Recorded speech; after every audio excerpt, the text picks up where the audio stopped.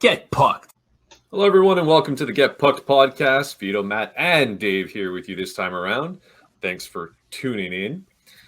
Boys, it's a sorry state of affairs. I mean, for a season so bleak, to have one main storyline really on your team, and everybody's invested, and everybody's excited, and he's a massive fan favorite, and Cole Caufield's quest for 40, 50 goals, whatever it might have been, has been derailed. Obviously, by now, most people have probably heard Cole Caufield has a season-ending injury in his right shoulder. Apparently, he's been playing with an injured shoulder for a long period of time. Just goes to show what this kid can do. He was putting up goals like they were nothing with a busted wing. So, listen, I have a question. I was thinking about this because, I mean, obviously it's very upsetting, but I was thinking about this. What hurts more? Caufield going down and us not being able to watch him try to attain the 40-goal plateau, the 50, whatever, or the fact that the Florida Panthers are turning their ship around, getting wins, and are very close to moving themselves out of a spot that they could potentially get a lottery first overall pick. What hurts more? You want me to go first? Vito, you want to go first? Yeah. Well, go for it. Yeah. All right. I mean, I think the Cole Caufield aspect hurts more. I mean, I don't think anybody really in their right mind expected the Florida Panthers to be a lottery pick. I mean, I thought there was a lot of talk, imagine if, or what happens if. And and then, they had a terrible start to the season. So you're kind of like, hey, this can happen. But if you're paying attention, I don't think it was, with the roster they have, I don't think it was a realistic thing. So, I mean, I think that it was just bound to happen and they were going to flip things around. So it can't be that upsetting. If you're paying attention, it can't be that really that upsetting. What's upsetting is Cole Caufield, right? I think it hurts. I think it hurts in many, many ways. First off, you don't know the real nature of the injury, although there is video of him the day before fooling around at practice with his teammates. So it can't be that bad. Yeah. But, injuries in the NHL, if you can stay away from them, and the season-ending injuries and surgery, it's all terrible words, especially for young guys, because you don't know how it's going to pan out. How's the rehab going to be? So you just kind of want to be careful with that. But also it's upsetting because he was having such a great year. You were going to see how he was going to go. And also for the sample size, right? Because the sample size, we don't have a sample size of Cole Caufield, really.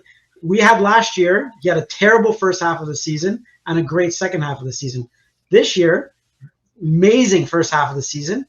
But was he going to tailor off at the end of the season? We don't know, right? We don't know. It was impossible that he goes on a 2 goals in 30-game run, and that's the Cole Caufield that we're going to have is a half-season Cole Caufield. Oh, man. Look, you're right. We talked about the importance last year of Austin Matthews. Remember? Austin Matthews, the 50 goals in 50 games, and how it had to be from one start of the season because the importance of that. That's what you guys' argument was, right? That's how people argued it. Well, it's the same thing. Cole Caufield had a great 82 games under Marty St. Louis, but it wasn't an 82-game season. So until you see that, and now you're pushing that down the line, further and further down the line, until next year he won't get. And who's to say how long the rehab for this injury is? He'll probably be back in time for next season. Will there be, bumps in the road? Sorry. They've pretty much confirmed that he should be ready to start next season. They should be, and you never know what happens, right? You never know with rehab. So you're just pushing these things later down the road, which is this is what this season is for. This garbage time season is to see what you have in these guys, and the fact that you won't get a full season out of him kind of sucks. To me, that part, it hurts, and plus just for the entertainment value alone and what to look forward to and my fantasy pool. I mean, a million things, but I mean, it's just that's what it is. It sucks. It definitely sucks. For sure. Vito? It's all bad, Matt. It's all bad. It's all bad. The Florida Panthers, listen, Dave's right on that part. I mean, at the beginning of the season, I didn't expect Florida to perform so badly, but they had so many key injuries in the roster that it just happened that way. It was happening naturally for them to go in the bottom 10 of teams. But now that their players are coming back, I mean, they did lose Bobrovsky now, but Spencer Knight's coming back. It's kind of like you expect them to succeed and be a little bit better. The only thing is that it got a lot of the Habs fans, including myself, hopeful that Montreal would have 2 picks in the top 10, whether it was a first, a second, it didn't matter. It was 2 picks in the top 10. Now, is it impossible for it to happen? And it could still happen. It takes one bad injury, and Barkov, we all know his history with injuries, and all of a sudden, Florida's back to where they were a couple weeks ago. The Caufield injury came as such a surprise. I mean, I remember waking up in the morning and then all of a sudden we're seeing that, and it's like Caufield's out for the season. And I thought it was injury. Yeah, I thought it was fake. What? I thought it was fake. I'm like, okay, no, I had to double check. I saw the check mark on Twitter, and I'm like, this is real. And this isn't April Fool's. This is real. And I'm like, what the hell? He was still scoring goals. So that's why this guy was able to score at the rate that he was scoring at with an injured shoulder. And I think he's only going to come back better. But for this year, unfortunately, he was one of the few glimmers of light, if you will, and positives to this season where you look and say, okay, we have something to look forward to, something to look at. Let's see if he hits the 40 and be the first one since Brian Bellows to score 40 goals. Well, that's it. It just seems as though it's like, man, this team is just destined to never have it. Even in this garbage season where it's not, you're like, okay, man, at least they're going to have a 40-goal score for the. It's just nope, not going to happen. It's almost funny if it wouldn't be sad.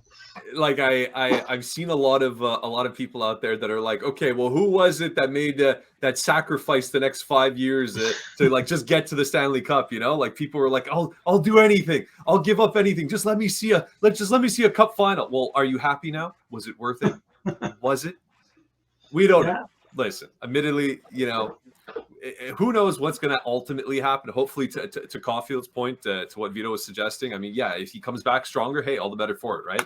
If he was playing hurt and they were able to shut him down early, he's young. Take it from a guy who's had his injuries. It's a good thing he's young, and this happened while he's young. His recovery should compare yourself to Caufield. Yeah, are you comparing yourself to an NHL athlete? I compared the fact that when I had my injuries in the past, I'm much happier it happened in my early 20s than in my freaking 30s. That's for sure.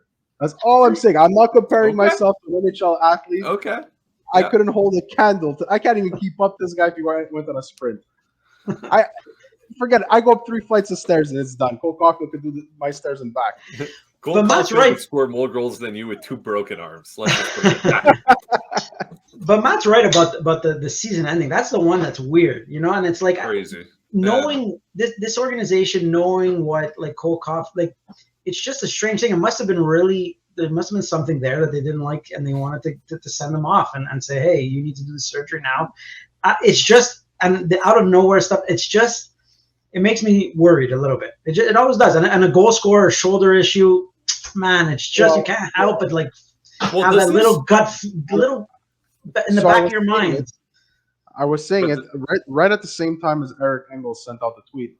I think I was telling this to Matt, was that I believe at the time when the news came out that he was probably playing injured, and that was confirmed. He was playing with an injury, and chances are the administration probably just came out and said, listen, this is a lost season.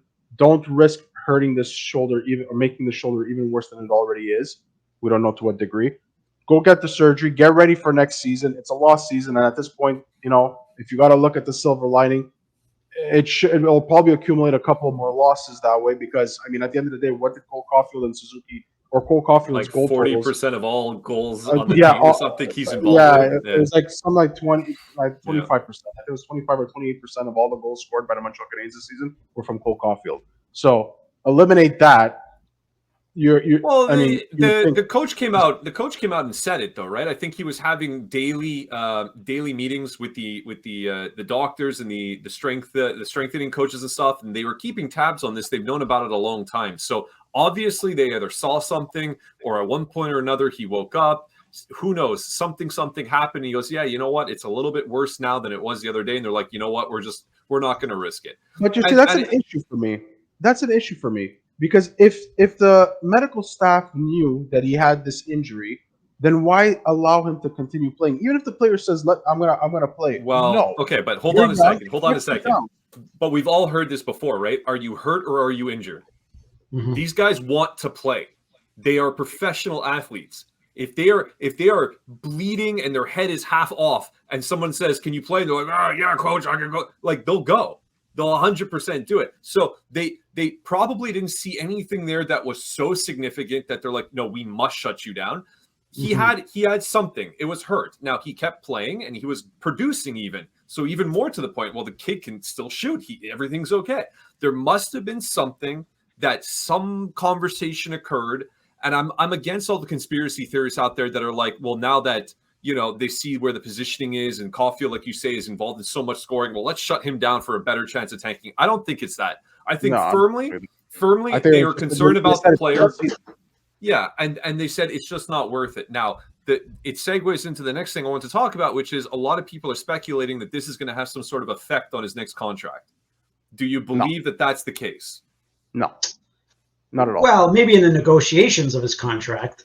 I mean, obviously now this is something that, the Canadiens can kind of use. Oh, well, look, I mean, he's injured. What do you, yeah, sir. I mean, obviously, I think there's going to be something there. I mean, but at the end of the day, I don't think it will affect. Because he didn't hit that 40 goals, like you say. I mean, yeah, sure, the last 82 games, he can add them up in the aggregate, but he never attained a 40-goal plateau in a season. So that's what I mean. Does that clip his wings in a sense that if he would have gotten 40 goals this year, they signed him to a huge contract long-term because he proved that he can do it? Versus now, like you say, it's unproven. He was on the right trajectory, but it's unproven. Does that mean he maybe now settles for a bridge deal? Is that something the Habs even want to do? I would say no. They would not do that. I mean, Nick Suzuki, albeit we knew what we're getting with Nick Suzuki, he signed a $7.875 million contract. We still don't know what his ceiling is and what his full potential is. So, but if you trust that this is a player that's part of your core going forward and has a certain skill set that fits with your team and is already a star, is already all these things, why in what world would you want to nickel and dime him? I'm not saying go out there and give Cole Caufield $11 million, but he's going to get paid. And they're not going to look at him and say, hey, you got a shoulder injury. Because from what Eric Engels stated and from other insiders and whatnot, they all stated that he was playing through this injury and still scoring anyway. He probably could have continued playing. I mean, he was at practice the day before. But to Matt's point, like these plateaus mean something, right? They really do. Like a 30-goal scorer, a 40-goal scorer in the NHL, they mean something. You could have a laundry list of excuses of why you never hit 40 goals, but that's just you never hit it. You're not a 40-goal scorer until you score 40 goals in the NHL or 30 goals in the NHL. He's not even a 30-goal scorer. So at the end of the day, when you come to the negotiation table, when it's just Ken Hughes and Cole Caufield's agent, then for sure it's going to factor into the negotiations itself. But at the end of the day, I think that reason will it will prevail. I think that it's in the Canadiens' best interest to give him that deal, and it's in Cole Caufield's best interest to hold out to get what he deserves to get paid. And I think that it'll end up happening because he's such a part of this culture of this team. And I hate the word culture and whatnot, but he is. He's part, like the fans love him. He's a fan favorite. He fits the vibe. He obviously gels really well with Nick Suzuki, who you decided is your captain of your franchise. They're besties, 100%. Yeah, like Marty was saying, right? They're not upset now. They're not looking to replace his goals. They need to replace his enthusiasm, was what he said. The energy that the kid brings. That's a big deal, man. Every time you see him, he has a big smile and he's a happy guy and he's bringing lots of energy and he's exciting. That's a big, big thing, especially in this market. So it's super unfortunate, but I do wonder what sort of outcome we are going to see for this next contract, because everybody's clamoring now, even still, right? Sign him, just announce it, just sign him now. To Vito's point, like just get it done on paper. Yeah, it's not $11 million, but I bet you he gets more than Suzuki. I would say he's not gonna get a Suzuki contract. I think he's gonna get more than Suzuki personally, because goals are at a premium and he's a goal scorer and Suzuki is more of a playmaker. He's got in an ideal situation, they come out and say, here's the exact same contract as Nick Suzuki. It's not I don't think that happens. I don't think it gets it done. I don't think it gets it done. Honestly, I really don't.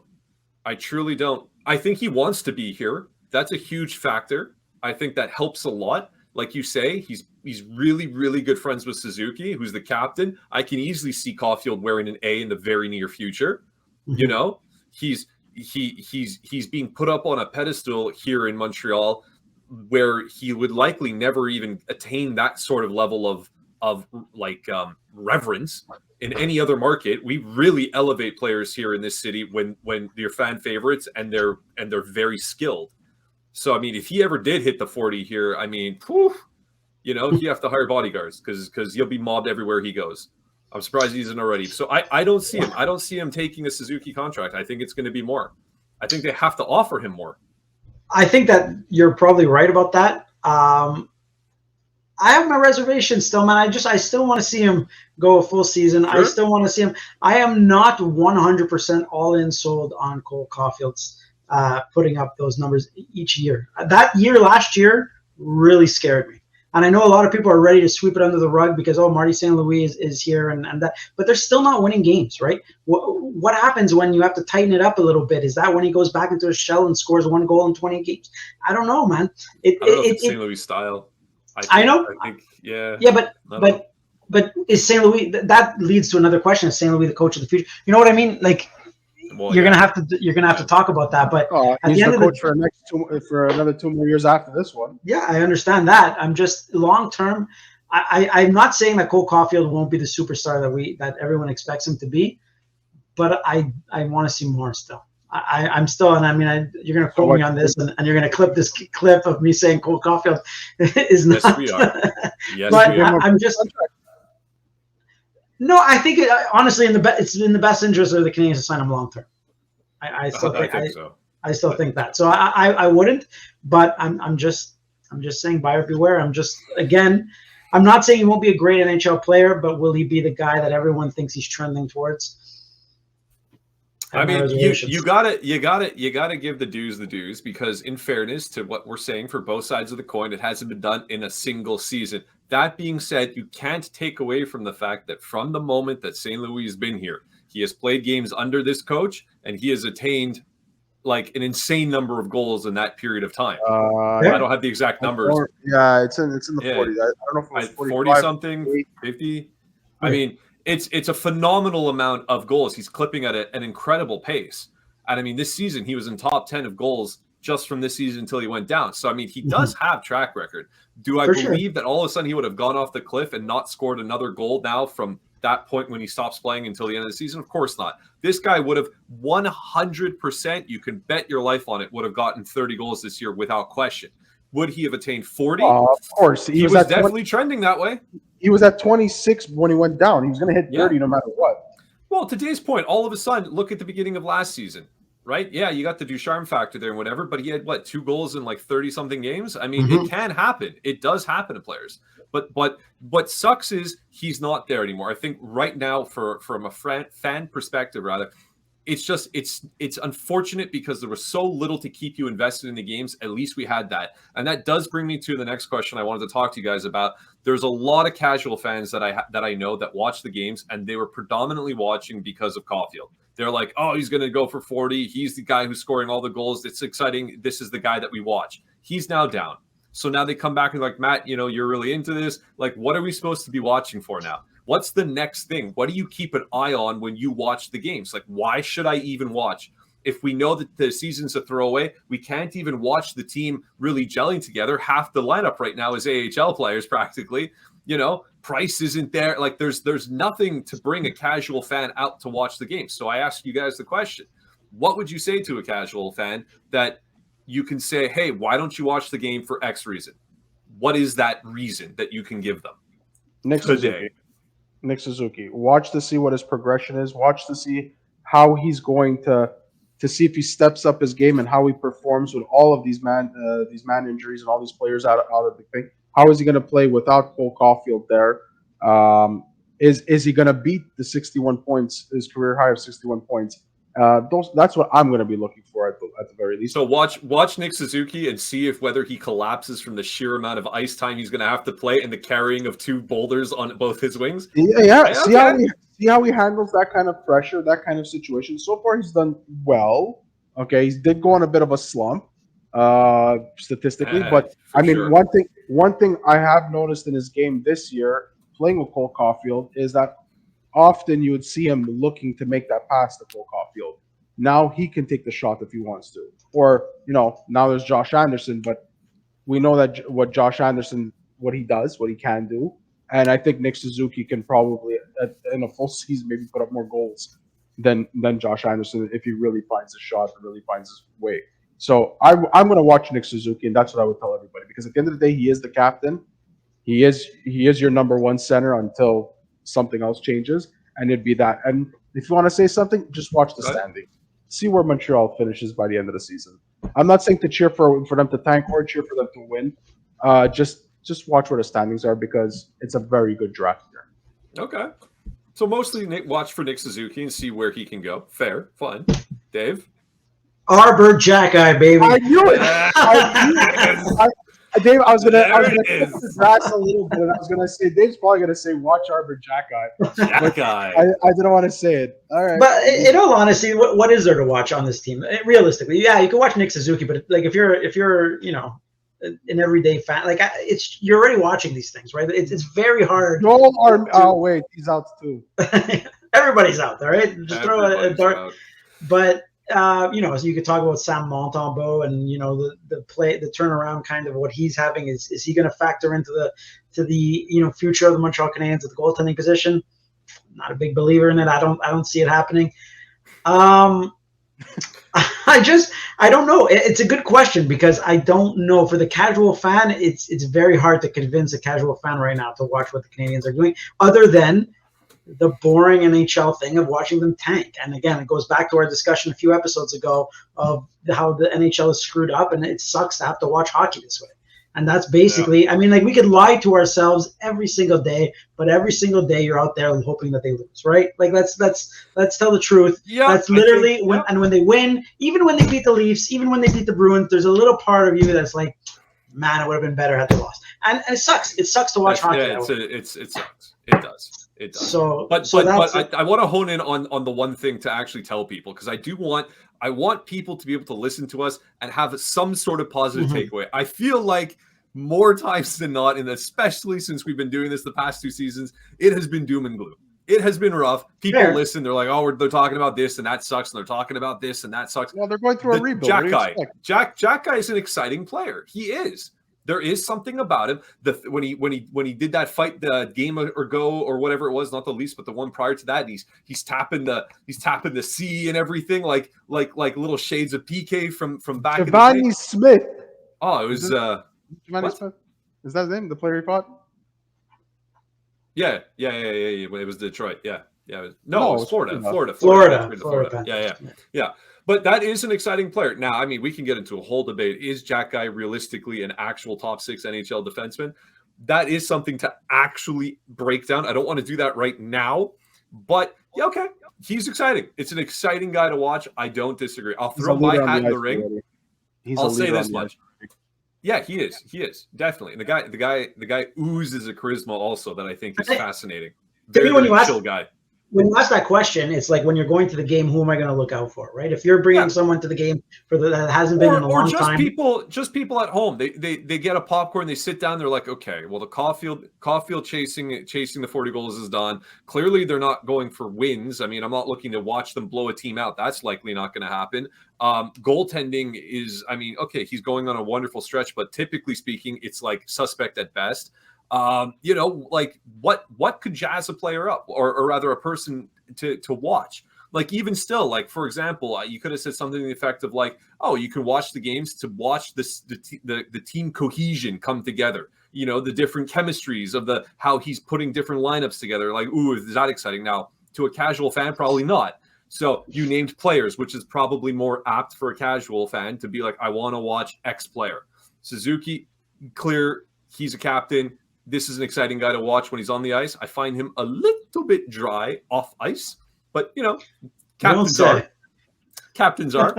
Jackeye is explosive. He's fun to watch on ice. I think he's got that cool story about his how he got into the NHL. That's fun too. I'm going to say Kirby Dach. That's a good one. I was debating that as well. Yeah, I think Kirby Dach has just really embraced everything there is about the Montreal Canadiens. He got to reinvent himself after 3 lackluster seasons in Chicago. He was rocking the wing, everything was full tilt. Then he gets put at center. He's still looking really good. I'm liking everything about this kid, and he's the one that I say watch. I feel like Kirby Dach is what we were hoping Kotkaniemi would become. You're not the first person to say that. Yeah, yeah. Yeah, that's different style of player, but yeah, you hope he'd be a 2C. You hope he'd be a 2C. That's what you were hoping. Doc's progression this year and where Yep. he's going and how he's playing is just he's a smart player. And I'm It's very the happy. skill. It's the skill that blows me away. It's the things that he does out there. I mean, anybody can get points. Points come with like you could be a pylon on a line, and if you're playing with two good players, you're going to just get points easy. But it's what he's doing. Like that's exciting hockey, man. The vision he has, the passing that he can do. I mean, this is why. I mean, of course, I'm going to watch because I'm going to watch. But as I'm watching, I would tell a casual fan sitting to my side and be like, "You should watch 77. Watch what this kid's doing." Because this is an exciting, skillful player.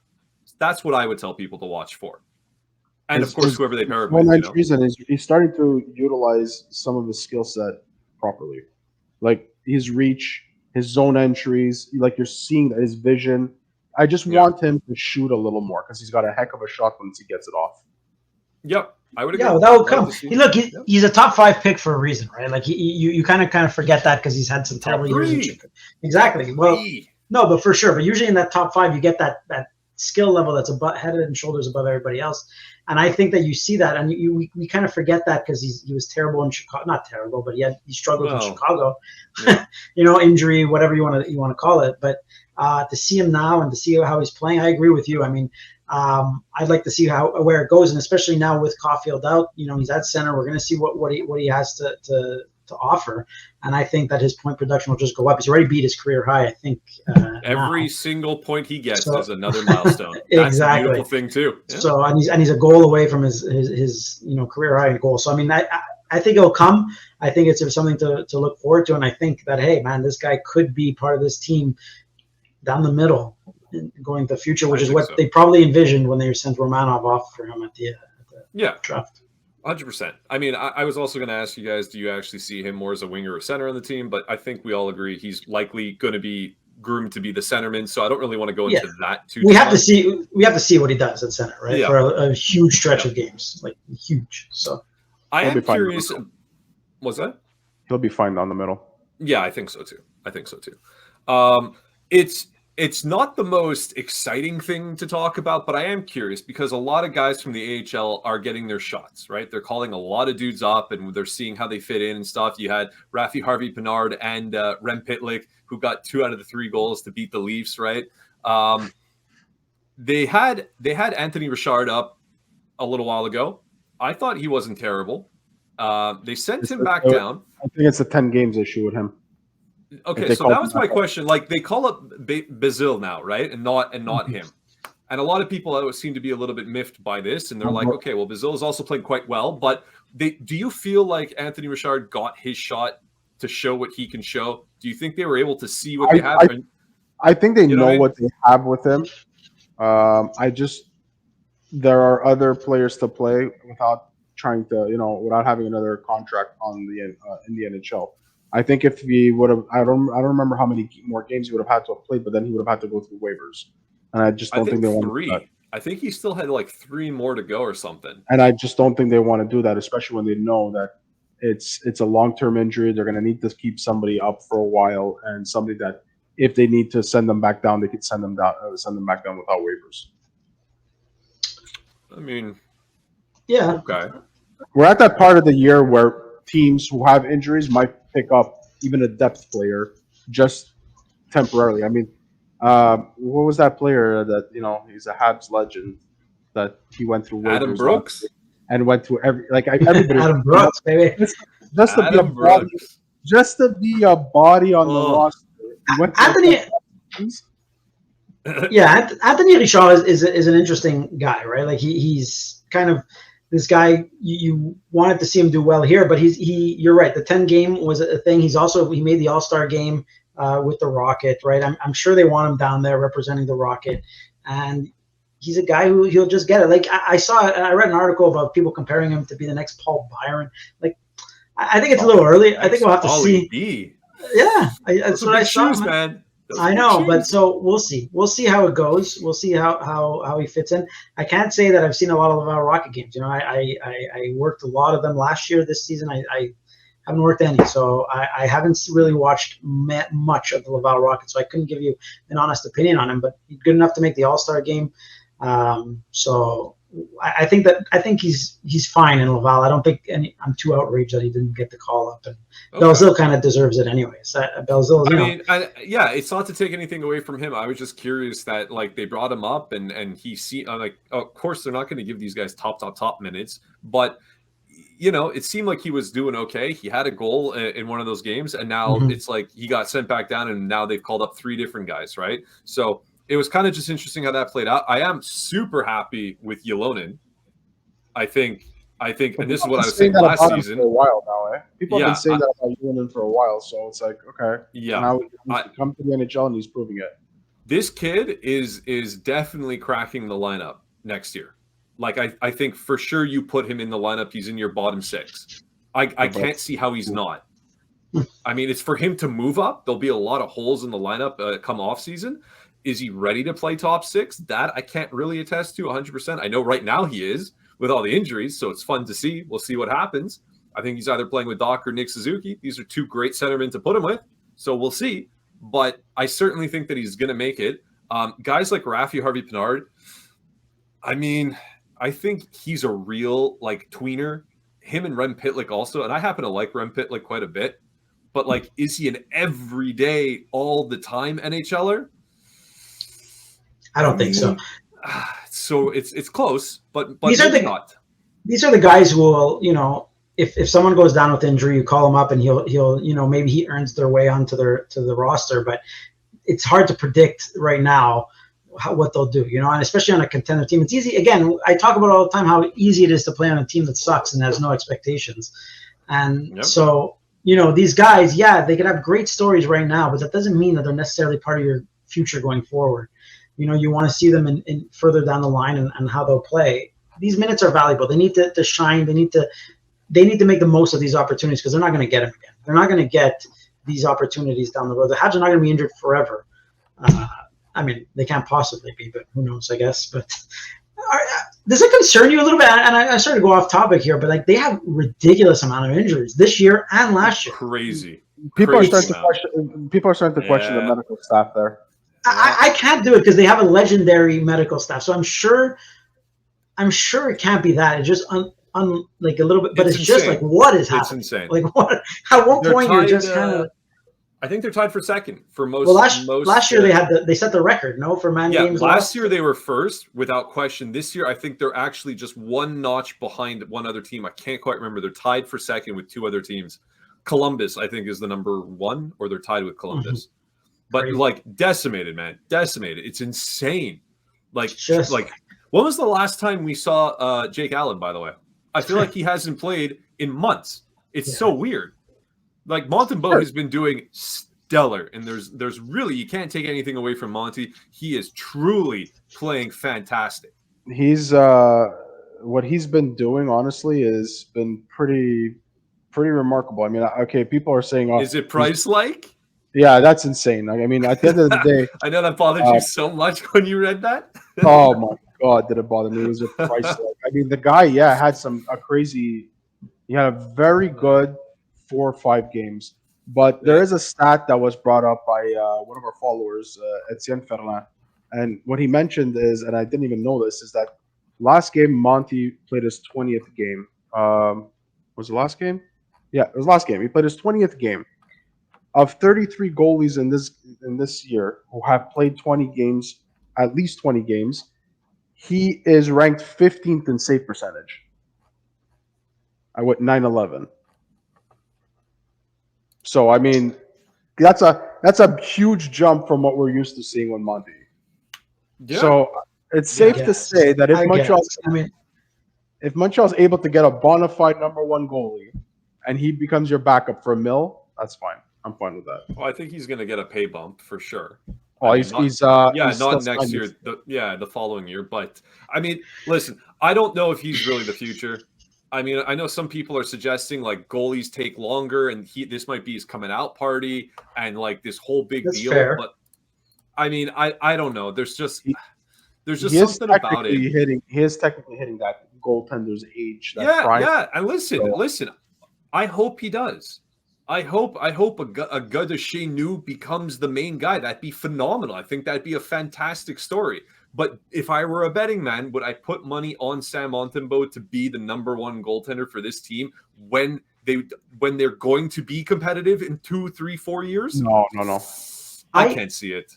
I love what he's doing. Don't get me wrong. But at the end of the day, I go back to when he was first acquired, when he first was brought up last season. I go back to when he was playing with Florida. I went to a game, front row, right behind the net. Okay, shout out to Paul who hooked me up with those tickets. Okay, and he Nice was in Paul. nets. He was in nets for the Florida Panthers against the Habs in a game, and the eye test for me, he didn't do it. I remember that game. He looked bad. I think it was even a preseason game, but it doesn't matter. He didn't look great. And then also in this in the past season, he didn't look great either. To me, the eye test, it's hard for me to be like, yeah, he's the guy of the future going forward. He just doesn't have it. He has good stretches, don't get me wrong, but there's something there that worries me a lot about Sam Montembeault. No, I'm in agreement with that. I mean, again, right? You hope it materializes and works itself out, but yes, let him ride this out and continue this kind of play for the rest of the season, and then we'll have something to talk about. But this has probably been his best stretch of games in his entire career, and it's hard to all of a sudden, be like, this is who he is. It's the first time he's playing like this. It's the first time that he's actually really putting up some good save percentages, making some pretty good saves, looks a little bit more poised. I mean, you can't really blame him for being shellacked by the number of goals that he's letting in. Some of them are his fault without question, but the vast majority, I would say, the team is really letting him down in front. That is pretty evident with what you got out there. But I mean, is Primo ever going to get a start? Ever? Doesn't matter. Well, but ever? He's just I think sitting it matters. there. I think it I think it absolutely matters. I don't. What do you have in Canadian Primo? You still don't know. He had a great run. He had a great run in the AHL last year.